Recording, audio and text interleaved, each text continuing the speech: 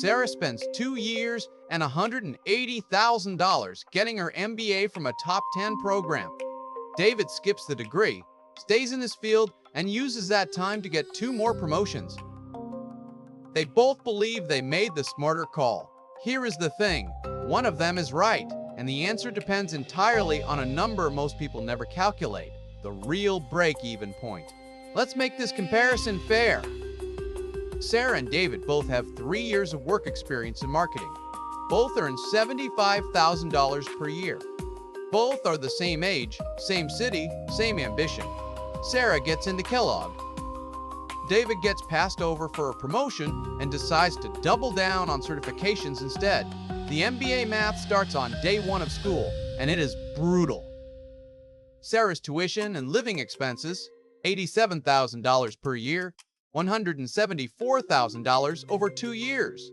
She also gives up 2 years of income at $75,000 per year, meaning the real opportunity cost is $150,000 in foregone salary. Total 2-year cost, $324,000. Most people calculate $174,000. The actual number is $324,000. David continues earning $75,000. His company promotes him at the 18-month mark to a $90,000 senior manager role. By the time Sarah graduates, David has $150,000 in total earnings and $25,000 in career equity from his new title. Sarah graduates with a post-MBA offer at $155,000 base plus $25,000 signing bonus, $80,000 more than David's current income. Year 1 post-MBA, Sarah earns $155,000. David earns $90,000. Gap, $65,000 in Sarah's favor. But Sarah has $174,000 in student loans at 7% interest, costing roughly $2,000 per month.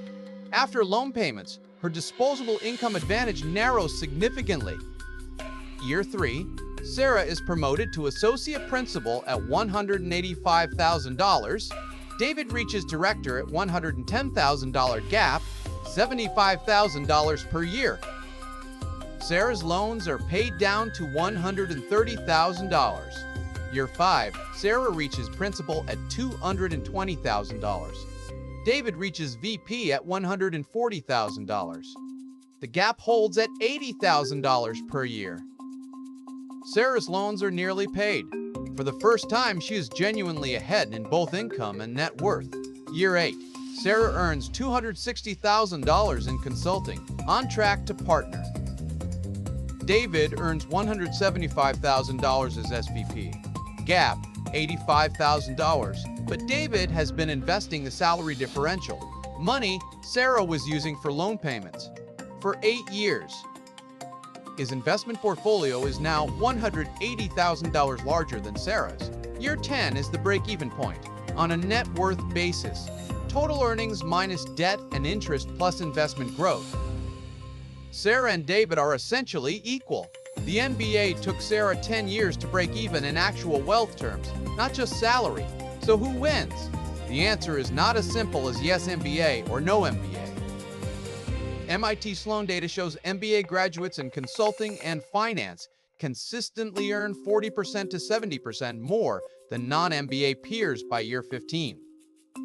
But the same data shows MBA graduates in marketing, operations, and general management earn only 10 to 20% more, often insufficient to 20% more, often insufficient to justify the debt.